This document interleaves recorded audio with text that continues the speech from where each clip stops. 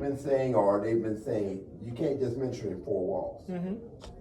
We're going to have to start making some changes. Yeah. In high places. Because like you said, they're going to be the judge. Yeah. They're going to be the mayor. Yeah. They're going to be the chief. Yeah. That's why you got crooked politicians, because the morals So, of the churches fell flat. Yeah. So we got to look at. So I mean, like you said. So and Jesus even said the ministry should not end the four walls. No. It's outside. It's outside. We've got to get out of these four walls like that and really do and make some changes and that means voting. Yeah. Like that, people say, well, you know, church and state, no, separate. No. We've got to start understanding what's going on. Because I have a son, and he lives over there by Dubai. Mm-hmm. He said, man, he said, Dad, I want to come back to the States. Mm-hmm. And he said, Dad, long as Trump's in, I'm out. I'll come visit. No, I'm out. That's right. I'm out. But I'm going back. And see, and he started talking about the United States. Dad, so many things are messed up. I said, son, it's all over the world.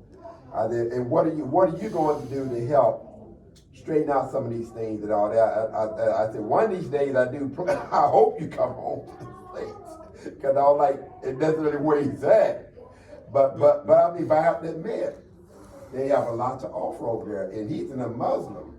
Like I say, the cultures are different. He's a Muslim country. Go ahead, sister. I'll say you. My mind went back when you were saying that we have to have a place for. You didn't use the word place, but I interpreted it. I got you. If I did it wrong, then okay. So we have to have a place for all people at all time in our churches. Right? Yeah. We experienced that with our mother. When things start changing in her church, and the choir stopped singing, and the praise and worship team got up, and the deacons stopped going down praying, and just so much stuff stopped. My mother was in a bad place because she felt that it wasn't anything in the church for her, and she had been there all of her life.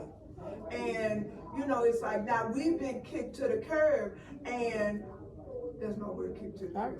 She's been kicked to the curb. But so we had to sit down with her and really teach her, this new way. Mm-hmm.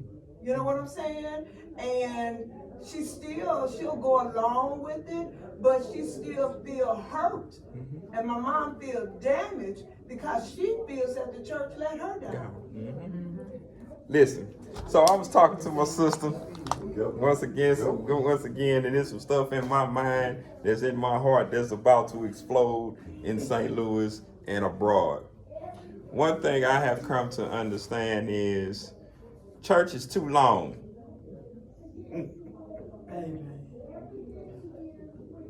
You in school, 6 hours a day? Mm-hmm. You at a job 8 hours a day. Mm-hmm. You at church usually 4 hours a day. If your Sunday school start at 10 and you out at 1, maybe. That's a long time. And some of the things that's in me, because I'm wrestling with some of the things of dealing with older people and younger people, I figured it out. Older people like the old model. Yeah. So keep the old model, but this is what you do. Y'all can use this, but you ain't gonna be able to do it the way I'm gonna do it, because it's in my mind. But you can use it. What you do is, you leave Sunday morning worship like it is. This is where you have to stretch your potential. Create a Saturday church for nothing but young people.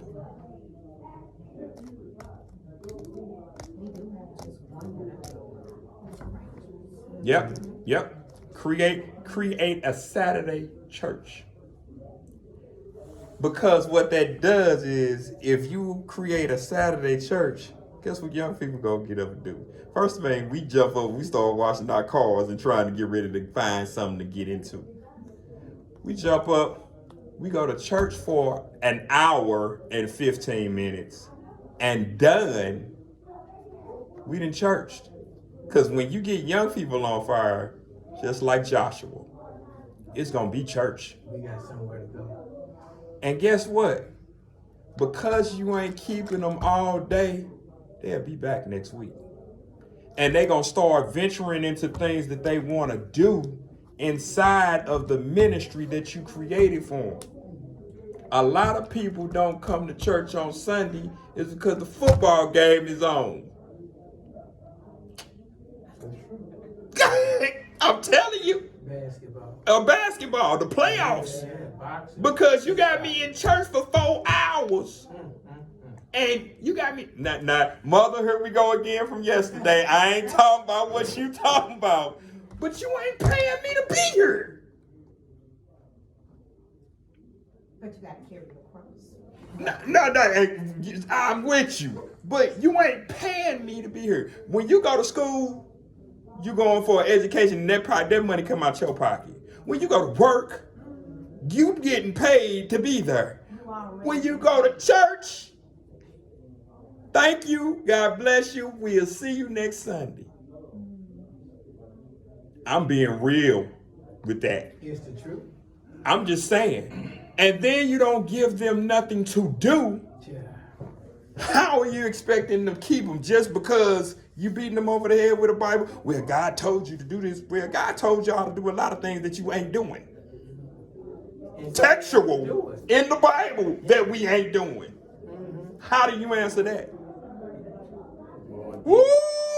I know it. This is where I start to fight. I got you, sister. I'm let them go first and then you go. Go ahead. But again, going back to the